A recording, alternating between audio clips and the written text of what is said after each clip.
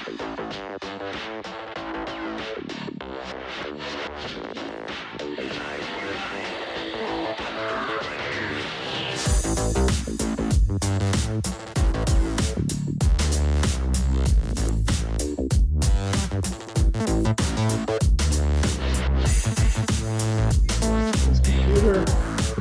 we are recording. Hi, Traci. How are you? I'm doing well, given the circumstances. Well, that is good to hear. And I'm finally glad that we finally got around to this. I know we have talked about it for a couple of weeks. You've been out of New York for a couple of years, so I've kind of missed our coffee and Danish conversations. So first of all, I want to thank you very much for being a guest on Did You Know That? This will go up on the YouTube channel shortly, this week or next, depending on the schedule. I don't have it memorized, even though it's my schedule. I still have to look at the calendar. But thank you very much for doing that. And I want to thank everybody for joining us. Again, my name is Sean O'Rourke, and this is a video chat on the Did You Know That channel. And I'm chatting with one of my favorite people in technology. She's going to introduce herself, but just to know, she's been all over the technology realm. And so that's why I invited her to join us. And so, Traci, if you want to tell the folks a little bit about who you are, I turn the floor over to you. Okay, well, thank you, Sean, and thank you for having me. This is exciting, and I've only been out of New York for a year, you know. Wow, so it seems longer. It does seem longer. Yeah, but I didn't miss, I avoided just in time. So yeah, I've been, I guess, all over the internet. Right now, I'm a certified cybersecurity professional, and I also own a business with an e-com site. So I am seeing a new perspective, an interesting perspective from both sides. And I would consider myself sort of like a car enthusiast who eventually gets under the hood. I just had to know, how does the internet work? Yes. And I like getting under there. Well, and that's one of the reasons why I brought you in, because I mentioned this before we started recording, and I forgot to turn my chat off. So I apologize for that. But one of the reasons why I did bring you on is because you are one of the few women that I know in the cybersecurity space.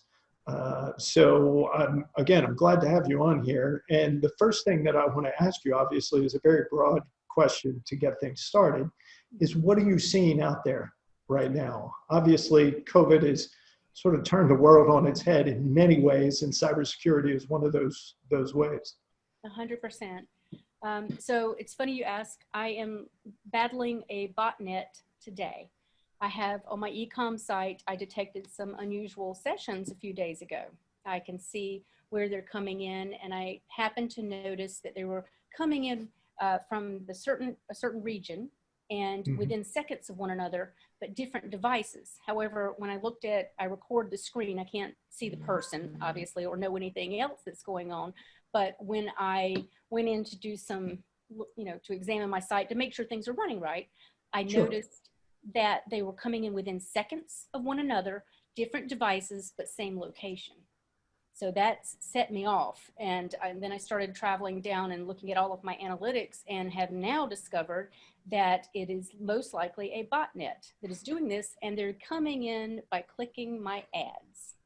Okay. So this, from both a cybersecurity perspective and don't mess with my money perspective, it really got under my skin. And so I've been doing a lot of work on it in the last 24 hours, and I think I'm going to eradicate them soon. So for the folks out there who are not in the cybersecurity landscape, but do have online ads, explain why you say the money portion when it comes to that. This really, I realize that this is affecting a lot of people in marketing, and they may not know it. So there's this thing called click fraud that's happening now. It's pay per click, and they have bots assigned that click on your ads and are running up your revenue, running up your ad spend, your marketing. And most likely you don't know it if you're a large company. You're not going to catch every little IP address that's coming through. You're going to think that people are clicking, great, people are clicking my ads. But when they don't buy anything, obviously that's a problem. Sure. And so I don't know, I never care to know what malicious actors are thinking or why or reasoning, don't care. I just know that it's happening. And so in reacting to that, you only have a couple of options. And again, because they're going after marketing, marketers are not necessarily tech. And I think that that's why it's more malicious than anything right now that's happening, because they're not going to pop the hood necessarily. That's not what's happening. But I've been through Google Analytics. It also affects, it skews your analytics for products. So if you are an e-com store and you are putting products out there, a lot of us want to monitor what's hot and what's not. That's how we update our inventory. We're going to bring in what our customers like, and of course, get rid of the stock they don't. So it can skew those analytics. And so you end up stocking, Beanie Babies that nobody wants anymore. And you're really, the demand is for troll dolls. And I sell neither of those. I don't know why. But you know what? The example works. yeah, exactly. So it's insidious, as I feel like it always is. Yeah.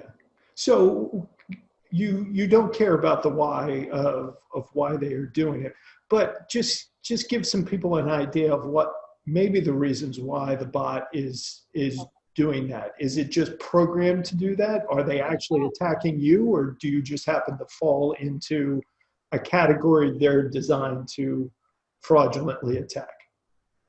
I think it could be several reasons. It could be your competitors who've seen that you're high ranking. And because I'm a bit of a geek, my SEO shot up through the roof, very, very quickly. So I knocked out a few competitors to get to the top. Okay. So a competitor could have seen this and implemented something. It could be, that the botnet was designed to take out keywords. I think that's a very realistic scenario. They're not necessarily identifying my company, Stacy Sweet New York. They're not saying, oh, that company, but they've, created a bot that is set out to recognize certain keywords. Words. Yep. And knock them out. And that's how your SEO is designed, is on those keywords. Exactly. To leverage those and make you come to the top based on those keywords. Yes. Yes. So in one of my hats that I've worn in the past, I was a director of a company, director of internet marketing, and my whole focus was the SEO. Okay. So I know this inside and out. So we're going to geek out for a little bit. I'm just warning our viewers on there. So you've said you've lifted the hood. There's a problem. What are you doing to get rid of the problem? Okay, so I took a couple of approaches. As you know, cybersecurity is always a layered approach. The first thing I did was I had to identify I went into my Google Analytics and identified the countries they were coming in. That also let me know it's a botnet and not just one bot or two bots or stray bots. I have a network. So a botnet is a network of programs that were put together. So let's say it's the keyword that they're attacking me over. Yeah. That were put together, and they work from different servers in different locations. Now, one way in cybersecurity that I think we recognize this is that the locations they're coming from are usually from core areas. Now, my products are not designed to sell to, they're not for everyone. And Sure. I don't imagine that a certain income bracket is going to be interested in my product. Yep. So that tipped me off. So you're making an educated guess. Made an educated guess. On that So front. this is how it started. I started with analytics of looking at it. And then I definitely started drilling into, okay, one thing that set me off was noticing that in the replays, they were saying it was coming from a mobile device, but there was a mouse cursor on the screen. So you can get that granular. You can get that granular. Well, you got that granular. And I get into Okay. I get in there. And Sure. so when I noticed that, I knew I was onto something. So then this was immediate reaction. It cost me $13 in 24 hours on one ad. Now, it doesn't sound like a lot, but I'm pretty furious, because that means that someone's clicking that much and, again, skewing my analytics. So then after recognizing, okay, we've got some bots coming in, and they're likely tied together because they were coming in quick succession in these different locations all over the country. There were popping in from India. They were coming in from Malaysia. We've got Thailand. You know, I had about 9 different locations. Then I went in and looked and noticed that it was not just on one ad campaign. It was every ad campaign. Okay. Okay, now I'm filled with knowledge and understanding. This is not a one-off. This is an actor, and it is clearly connected in some way. Again, educated guess. So I went in immediately to Google Analytics and started excluding certain locations. I even drilled down. One was in a specific area in California that I think is the origin. Because when I went back and looked at all of my sessions through my site to see who's clicking what, and I can't see who, by the way, just a full disclaimer. I won't know that Sean from New York is clicking. I'll just know that a Mac from New York is clicking on his MacBook. That's it. And so I went back through all of the sessions and saw a pattern, which is a lot of what cybersecurity, especially the analytics side, that's all it is. I noticed the pattern that it came originally from this area, Mountain Valley, California. Oh, now I'm seething. So I went in and excluded that particular area. I was like, well, nobody gets handbags in Mountain Valley, California from me. That's just, I cannot risk it. You can also pause your ad campaigns, which is highly recommended. Pause them until you get a handle on this, especially if you're a large. Did you pause yours? I did not pause it immediately, but I did pause when I went back in, and I'll tell you, I found a preventive app, protection app, and I installed that, and I went back and paused the ad until I get it all installed. Gotcha. Because in the meantime, during this little interim of me discovering it and it happening, I had like over 100 sessions. Just in a short period of time. Gotcha. And which is unusual traffic. So again, it's an educated guess as to what's happening. Exactly. Okay. So I just, did this with Google. That's the manual side of it. It doesn't cost anything. But I recognize this is going to take more than my effort, and I want to eradicate it. I want to find the root, and I want to get rid of it. And so I installed a Cybersecurity. It is a fraud protection for e-com specifically. Now, I don't want to recommend the name, although right now it's beautiful. I'm loving what they're doing so far. The reason I don't want to recommend is because every website, every e-com is different. Sure. They may have different needs. This one came with all the bells and whistles, so I can see the analytics on it. I wanted to monitor this myself and look at the IP address, and it turns out they're running it on a proxy. They're in the most recent session that was captured as fraudulent was they were running it through AWS. Oh, wow. Right? So an AWS proxy server or just AWS directly? AWS, and it was flagged. I haven't had a chance to drill into it, but I'm protected now. So what it does is it will block any device coming from these. So they take the location and the device, because my question to them before I installed was, are you looking at IP addresses? Because those are so easy to mask. You know, I'm an amateur, and I can mask mine. I can give you, I could be in Switzerland right now, Right, but you just use a VPN of some sort. Exactly. You'll be good. IP means nothing anymore. Can't do anything with an IP address, and location even is iffy. So they take location, they take device, and they block them all. Gotcha. IP is always the first thing they block, but they recognize that they don't. So it's layered. So we're blocking multiple places that, multiple factors that could be coming in. Okay, so let's take a step back. Yes. You are you, which is why we're talking. But let's say you're not you. Let's say you're the everyday e-commerce entrepreneur, you're small business, you really don't have a lot of deep tech understanding. You may be tech savvy in terms of how to get your website up and how to get it configured and how to attract traffic and do SEO and put out pay-per-click advertising. But if something like this happened to you, you would not know how to dig down and find what you're doing. So let's take that hat off of you and put you in just an everyday entrepreneur. What kind of recommendations would you make to them so that if this kind of thing is happening and they have a feeling it's happening to them, but they can't prove it, that they can go ahead and protect themselves and be proactive in protecting themselves? So I do consulting. So I always take that hat off. I don't talk geek to everybody. Bring out the best in me. So, yeah. So there are ways that you could look at this. I thought about it from a marketer's perspective. That it really hit me how invasive this problem could be. Because if I'm a marketer for a company and I'm spending, my job is to focus on the ads. It is not to focus on why they're not going wrong.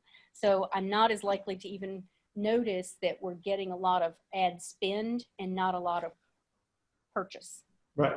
That's a different department. Sure. So larger organizations work in silos, right? So we've got one silo over here that's the marketing team and the other silo that's monitoring the sales. Mm-hmm. So if I'm a small business, fortunately, hopefully there's not the silos and you can actually communicate with one another. If I noticed exactly what I said, if I notice a lot of ad spend, and But not a lot of conversion. But not a lot of conversion. And we're so many e-com entrepreneurs and entrepreneurs are thinking to themselves, oh, this is my fault. I didn't design something right. This isn't, you might want to look at, like I said, malicious actors is what we call them in cybersecurity, but you might want to look at another scenario. And it doesn't, again, people think sometimes cybersecurity, you're being attacked personally or, it's something to, no, these are just, they were designed and they're sent out there. It's a program. It has no feelings, doesn't know you, doesn't know your site, and it's just designed to attack, essentially. So you would want to look at that. Is this happening? Am I getting a lot of ad spend? And are my pay-per-click ads effective? We think this is a marker. Are they effective? But sometimes it's not about being effective. You've got a problem. A problem. Yeah. Well, I tell people all the time that one of the reasons I do what I do, because I'm of the mindset, if you're in business long enough, you are 100% assured of having some sort of cyber incident. And it's either going to be on accident, you just get caught up in the wash, right? Sort of like maybe you're having right now, or you may, if you're large enough or important enough, or if they think they can get enough money out of you, they will target you. And if they target you, it is an absolute guarantee that they will get in, because all they have to do is wait for one mistake, right? And then they can get in. And there are so many in e-com, so this is just one place that they can get in, right?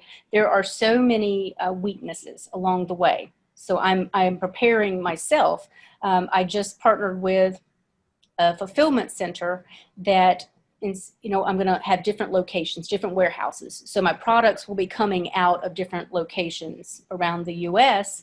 That will speed up my delivery time, right? This is something that we take in consideration. But in installing the app, because I'm paranoid, in installing the app, I thought, well, here's another weakness I've introduced, because if someone breaks into my app, now they can hijack my orders. Sure. They can redirect those. There's a weakness. You just look along the line, look along your chain and see where those are and get in front of it as much as possible. Now, not everyone is as paranoid as me either, so that isn't always effective. So I think that what you do is, where are the points of entry? Anywhere you have an app doing something for you, and I think a lot of small businesses do, you need to, it's not about trusting them, because sometimes we're going to trust them. I want people to trust. I want them to be able to build their website without worry. And so I'm not advocating for don't install anything, because Lord knows I've got like 42 apps running me right now. So I'm not saying no, don't do that, but make sure that you have some sort of protection in place. So again, the protection that I installed also handles other types of fraud, and it's going to monitor for that. So monitoring is the first thing, because, just like a lock on the door or an alarm, monitor. You want to know that someone's out there, and that a lot of times is enough to prevent trouble. So do hosting companies, now I'm not going to ask you where you're hosting and what have you. If you want to tell people, you're more than welcome to do so. But do hosting companies offer these fraud prevention, or do shops, like these online marketplaces where you could put your own shop? And I'm not really talking about Amazon, because they're a different category all to themselves. But let's say Yahoo stores, for lack of a better example. do they offer their members, customers, clients these kind of fraud protections? And Yeah. are they of the nature that you would be confident putting them on your site? So I will disclose I'm on Shopify. I Okay. chose for a specific reason. One was that they do a certain amount of monitoring. They have some functions in there that were for this, but if it's a very sophisticated, this is coming in from my ads, not coming in directly to the Shopify site. Sure. So Shopify, yes, monitors that. They have a little botnet protection in there, or bot protection. Doesn't always have to be a whole net. So they do. But this is coming in through Google AdWords, and I discovered that Google AdWords also has protection. And I'm actually pretty happy with them right now because they refunded me for some of the ads. I just got this, Oh, but nice. it can be slow in the catching. Slow for me, living in New York. Well, I live with a certain amount of speed. I want things done in a certain amount of time. And so yeah. they'll catch it sometimes eventually. I want it done now.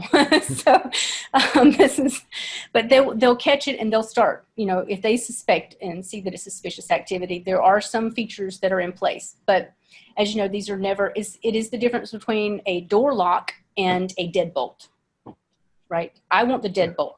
I'm not Sure. saying, I don't want to waste my time or stress over why I might be under attack, but occasionally I think, do I have a target on my back because I'm in cybersecurity? Is that the case? I could have pissed somebody else, a hacker along the way that I thwarted.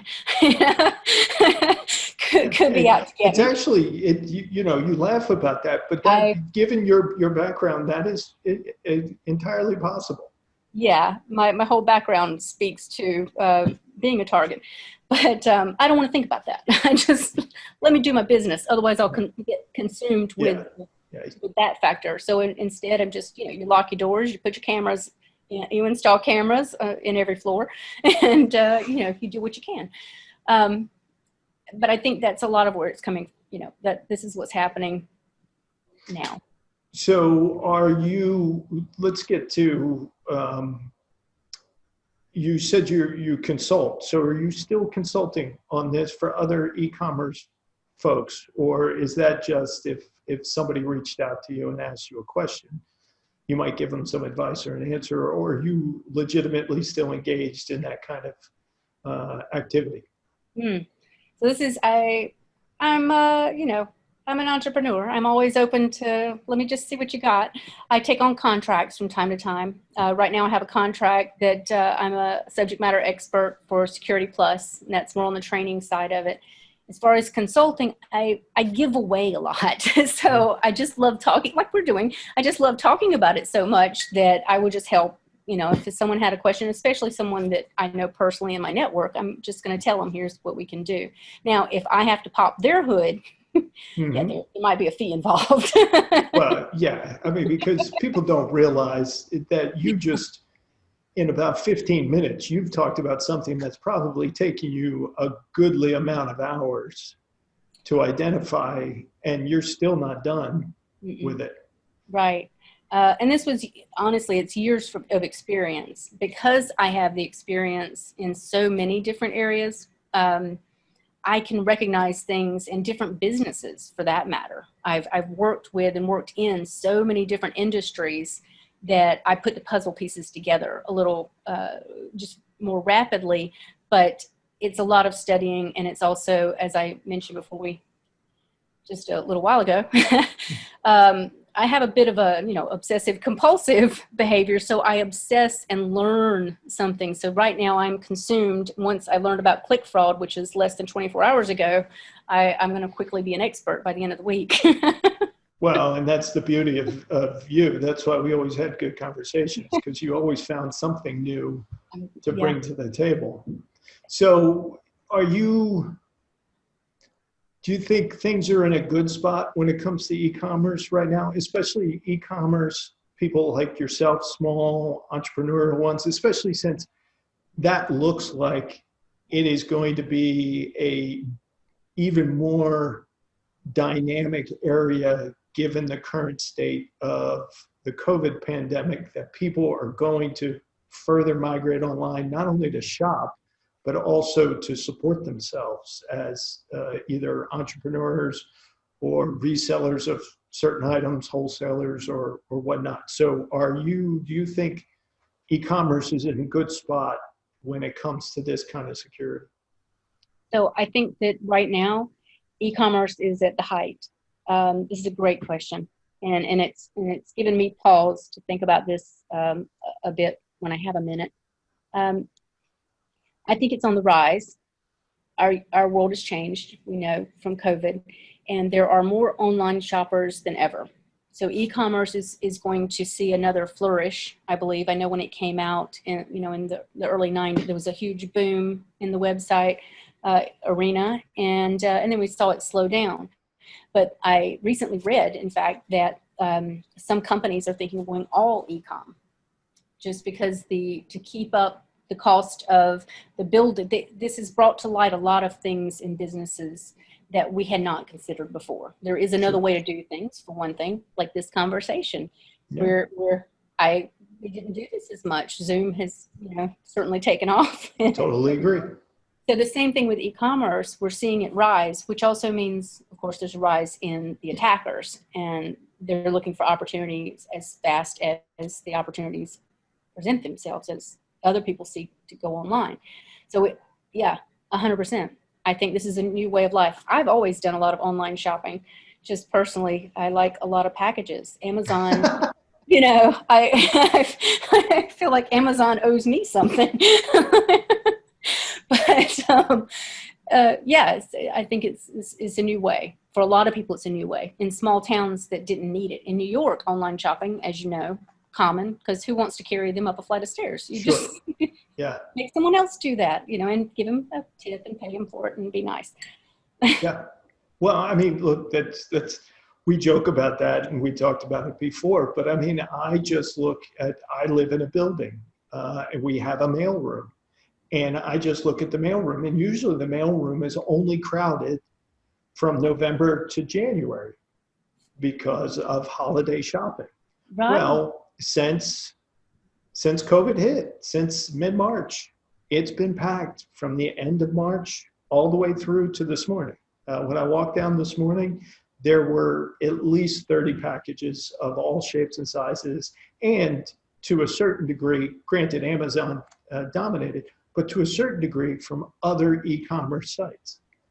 Ones I had never heard of, and I would have to look up to find out what they ship or what they offer. But I think you're exactly right. And I look at our mailroom as the leading example of that. That's a great example. Being from, and I'm in the South now, and being from a small town and being from certain places, we love to get out and shop. It's sunny here most of the time. You get in your car, you can roll the windows down when it's not 96, and it's part of the experience. But again, our mailroom is packed. My mother, who rarely shops online, has told me of things that she's purchasing and having delivered, and I'm like, they'll bring everything from whatever you need, even groceries. Sure. So that New York opened my world, because I don't even go grocery shopping anymore. Come to my house, and it helps me with my budget. I can see what I'm going to spend before I'm tempted to buy whatever's at the checkout. Well, you know what? Now that you say that, I really enjoy grocery shopping, so I haven't given that up. But I got to imagine you have far less impulse buys when you shop online. Completely. So it does help me stay in my budget, so I can shop at other stores and for more. Okay. You can spread the wealth around. I'm shopping for other people now, is the way I think of my my site. I'm curating and have a specific market and woman that I would like to help. And I think that's what's happening also with the e-com. There are those that have the entrepreneurial spirit, and they recognize there's a market for my product, for these products, and it's this weird desire to help that we all seem to have during COVID. And for me, I cannot sew a lick, so I wasn't going to make anybody a mask. And there were a lot of skills that I didn't have, but I was like, but I can build a website. There you go. To that end, did you build your own website? Yes, sir. You did? Okay. Yes.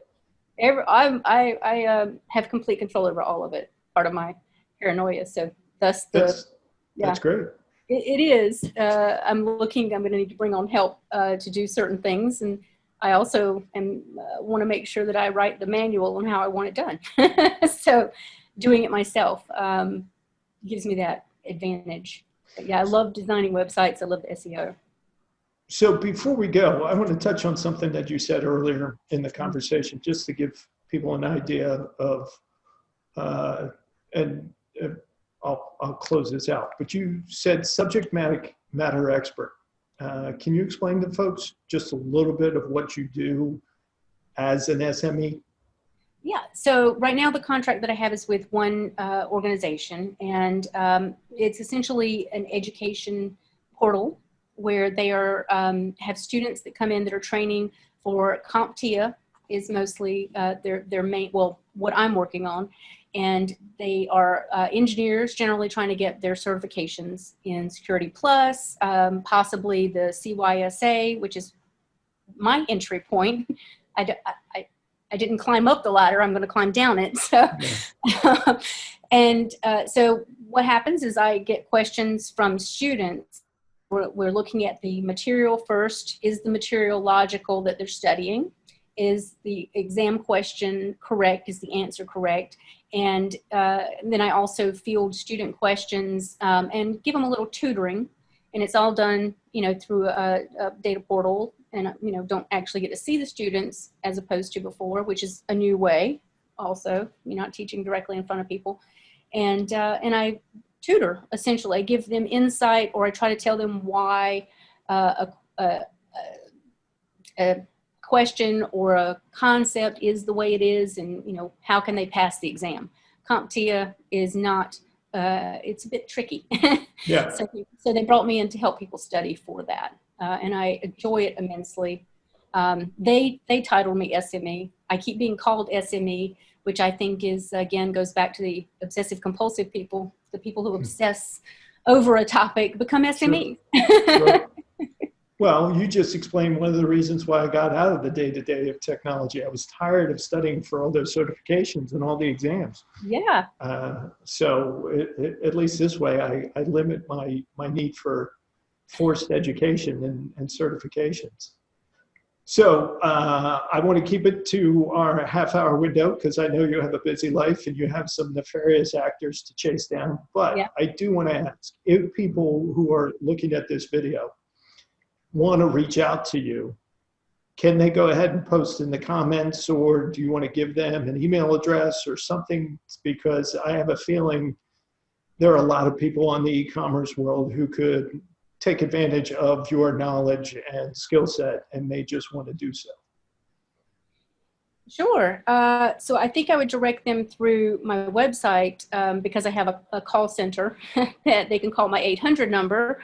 And if it's a question to this, they can transfer it to me. So okay. I'm happy to do that. So that number would be 1-888-407-1632. Okay. And just know I have layers of security there too. So you're not going to get me directly. But fantastic. That's good. Yeah. There you go.